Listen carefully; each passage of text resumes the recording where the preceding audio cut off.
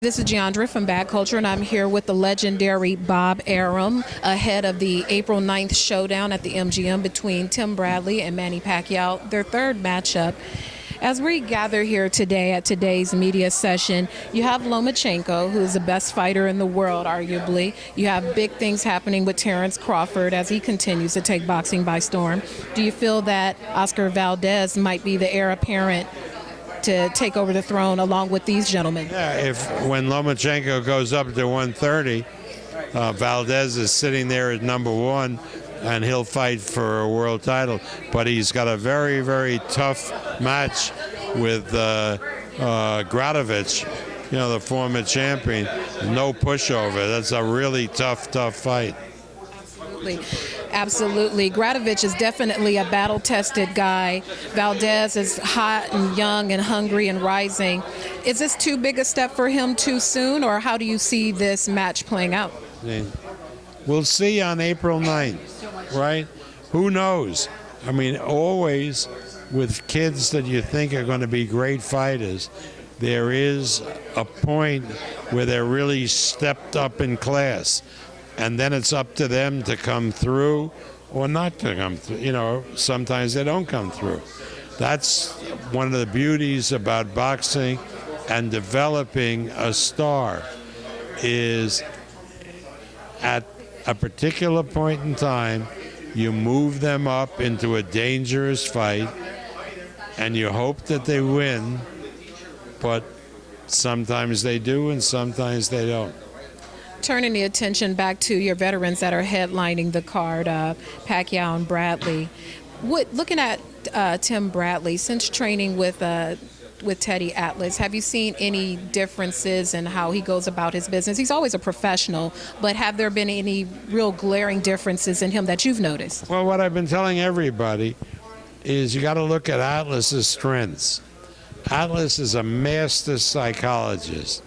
Every great coach is a psychologist, whether it's a football coach, a basketball coach, because they can convince their athlete or athletes that they can accomplish something that the athlete doesn't believe was possible, that the athlete never put himself out to try to accomplish because it looked like a bridge too far.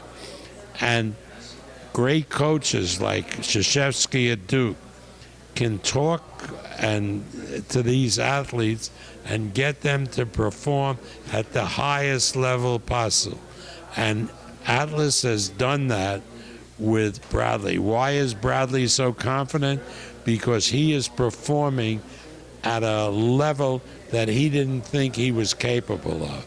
That's one. And secondly, Atlas is a tremendous tactician. So the game plan that Bradley has will be a game plan that they believe really will work against Pacquiao, and it gives a logical way for Bradley to conduct the fight. With all due respect, when Bradley fought Manny the last two fights, he had no game plan. He's a great fighter, but I didn't see a thread going through that performance where he had a roadmap to win the fight. It seemed to me that Bradley was in those first two fights more to survive than to win. Now, he got the decision in the first fight somehow. A lot of people felt it was unjustified. But this Bradley is going into the fight believing that he can win, believing that he's capable of winning, and now having a game plan that he believes puts him on the road to victory.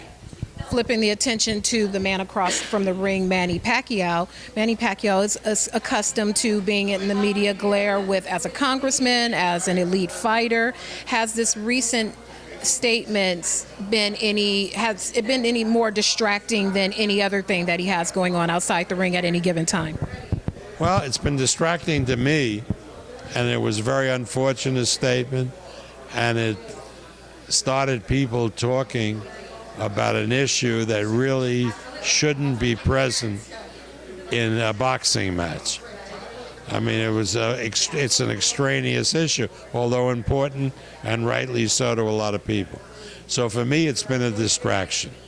For Manny, who knows? Nothing seems to distract Manny. What is he really thinking? It's hard. He has a shell that goes up. It's hard to tell.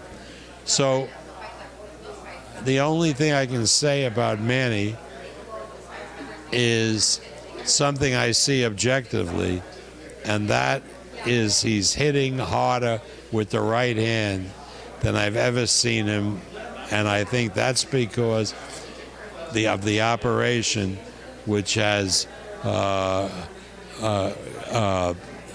with surgery fixed the rotator cuff tear, which he's had since before the De La Hoya fight in 2008. That's 7 long years. We are looking forward to seeing a really stacked card, a lot of great matchups. If you could offer any predictions of how the fight will go, not necessarily the outcome, how do you predict, will all these fights go the distance? Just from what you observed, how do you think these matches play out? I think the Bradley fight with Pacquiao is less likely to go to distance than the other two, because Bradley now has a game plan to win the fight, and that game plan, I think, encompasses putting the pressure on Manny and trying to knock him out. And Manny, because of the right that he's hitting so hard with the right hand, is going to go for the knockout, because, you know, Bradley has looked in both of the two fights for the power from the left hand, and now he's going to get it from both hands. That's a big difference. So I think that fight may end in a knockout. The fight that I'm most interested in is the Gilberto Ramirez-Arthur Abraham fight. Arthur Abraham's been a great champion for 4 or 5 years. He's fighting a much bigger guy in Gilberto, who's very, very tall for a super middleweight. And if Gilberto is able to perform like I know he has the ability to perform, he could very well not only win the fight but knock Abraham out. Valdez and Gradovich, that's a toss-up fight. I think Valdez has the skill set to compete well with Gradovich, and that fight could end in a knockout, although Gradovich is very, very hard to knock out. As far as Ramirez is concerned, Jose Ramirez, he is a hard-punching kid, and he's fighting this Manny Perez from Denver, and that should be a shootout, and that's going to be a very exciting fight. And lastly, Bob, you've been very vocal about your anti-Trump sentiments, and this is a great card for not just fight fans, but Mexican fight fans. Will we get to do some anti-Donald Trump activities while we're at the fight? No, I don't think so. I don't think that's appropriate. I mean, I'm speaking out against Trump because I think Trump is very dangerous for the country, very dangerous for Hispanics, very dangerous for black people, dangerous for Muslim Americans. He is somebody who preaches hate the way he does, is somebody who you would want to remove from the political scene in the United States.